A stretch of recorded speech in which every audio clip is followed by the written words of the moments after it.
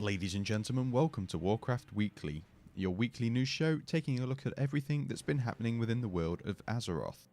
Today's date is the 17th of August, and we're going to be taking a look at everything that's happened in the past 7 days. In the news this week, Gamescom 2014 is here, and for the first time ever, Blizzard held a public screening for the reveal of the Warlords of Draenor cinematic, and it was amazing.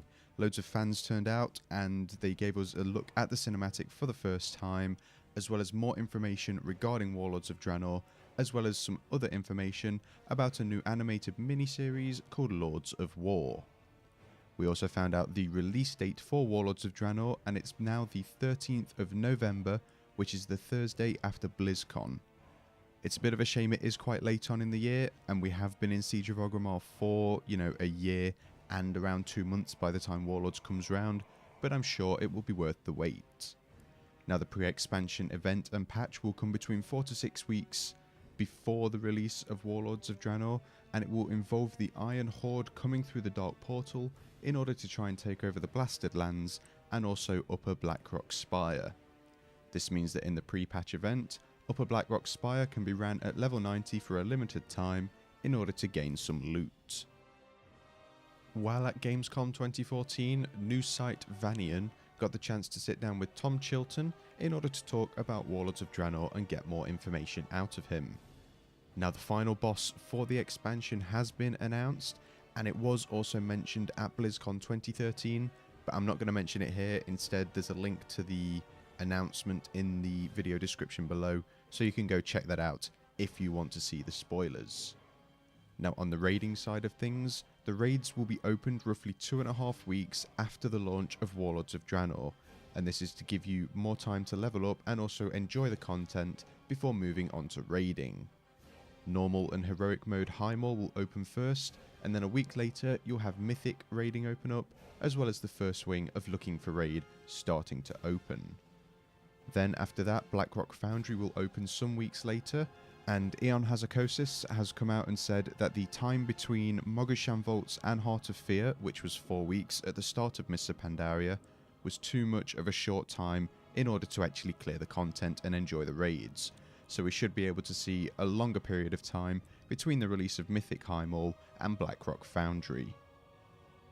Now, throughout the expansion, there will be access to several legendary items. However, it's worth noting that you will be crafting a legendary ring in roughly the same manner as the legendary cloak in Mists of Pandaria. Any other legendaries will come from defeating really difficult content. And the collector's edition version of Warlords of Draenor is now on sale on Amazon, and when you buy this you will purchase a copy of Warlords of Draenor, a behind the scenes DVD and Blu-ray 2-disc set, the collector's edition soundtrack, the art of Warlords of Draenor, a Blackhand mousepad, an in-game Dread Raven mount and Dread Hatchling pet, StarCraft 2 portraits, Diablo 3 Warsong pendant, and a Hearthstone card back. It's also worth noting that when you do buy the collector's edition, you will only have one level 90 character boost included with that copy of the game. Now, as well as the cinematic at Gamescom, we also got to take a look at the first episode of the Lords of War animated miniseries. And this is a short series of animated videos which will take a look at some of the major characters in the campaign on Draenor. This will be a 5-part video series, and the first episode, which gives us information on Kargath Bladefist and the Shattered Hand clan, is now available to watch online. If you would like to see all the information that we got from the Gamescom event, as well as also taking a look at interviews that people have had, and also the cinematic and the Lords of War miniseries, there is a link available in the video description below. In other news, Mists of Pandaria is now on sale for European players. It's available to purchase on the Battle.net shop for €10 or £8, and this decrease in price is obviously related to the upcoming release of Warlords of Draenor. Now, at the same time of announcing this sale, we also found out that there was going to be a small pricing change for UK-based players or anyone that pays with the pound sterling. The monthly cost for World of Warcraft is going to go up to £9.99 a month. A 3-month subscription is going to go up to £28.17p per month, and a 6-month subscription will go up to £52.14 per month. However, players with an auto-renewing subscription at the time of the price change will retain the current pricing for 2 years as long as you keep your subscription active and don't cancel it. The minute you cancel your subscription when the pricing change is in effect and then want to resubscribe, you'll have to pay the higher cost. You can find the link to both the Mr. Pandaria on sale and the pricing change news posts in the video description below. During the week, a new build went live on the beta realms, which added, most importantly, a range of new music to the game. And this music is amazing, just like every other music track that Blizzard seemed to put together, so I strongly urge that you go and to listen to that on YouTube. Now, as well as that, there was a new high-definition version of the Bulwark of Azeroth shield, which is dropped by Illidan Stormrage, added to the game files. We don't currently know where we will acquire that shield from, but it's awesome to see that it has been added back into the game in all its former glory, but better. And finally, one of the more notable changes is that flasks have now been changed in order to no longer allow for too much stat customization. So for example, beforehand you could gain like versatility and critical strike from your flasks, but instead they've changed it back to just being intellect, stamina and agility. And Celestalon states that you will still be able to customize all of your stats through the means of enchanting, eating stat food and also gemming, and that you will be able to stack more of your favorite stat in Warlords of Draenor than you could in Mr. Pandaria. Moving on, last Wednesday, Chris Robinson and the art team put together a new Artcraft preview for us, and we got to get a first look at the new male and female troll models that will be introduced with Warlords of Draenor. And as always, they have managed to do an amazingly stellar job of keeping the feel of the characters still there, and the feel of the troll race still there, while updating the models to be much more high definition than they previously were when they were released 10 years ago. You can find a link to the Artcraft blog post in the video description below.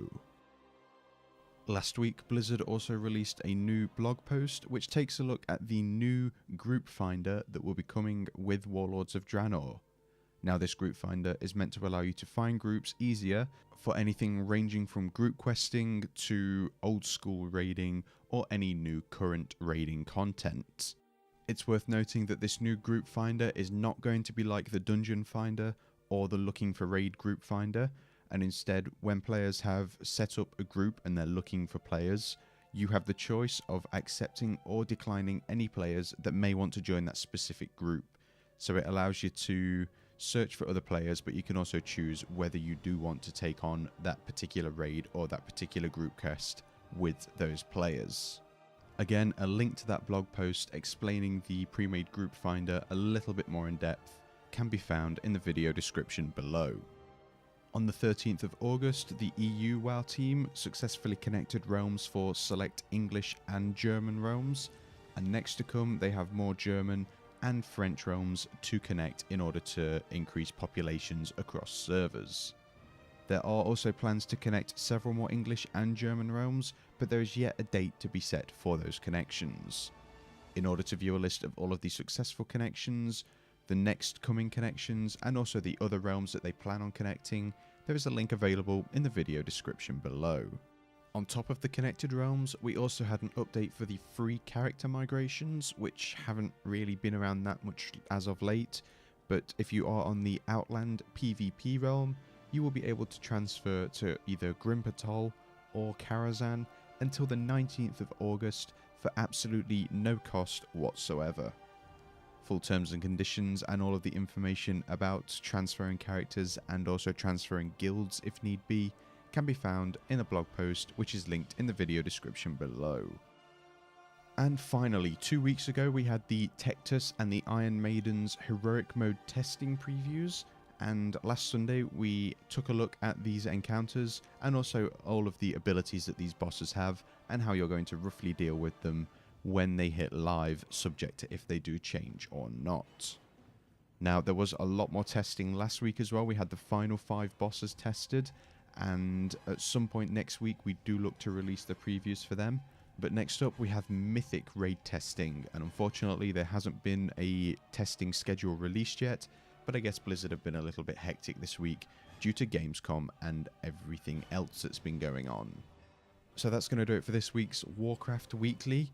We will be back next week with more Azeroth news, and if you would like to keep up to date with all of the latest news that is going on, you can head on over to flaskup.com, and if you enjoyed or found this news recap video helpful in any way, then please do feel free to give it a like, leave your comments below, let us know how you thought it went, and if you did enjoy it, please also feel free to subscribe to the channel.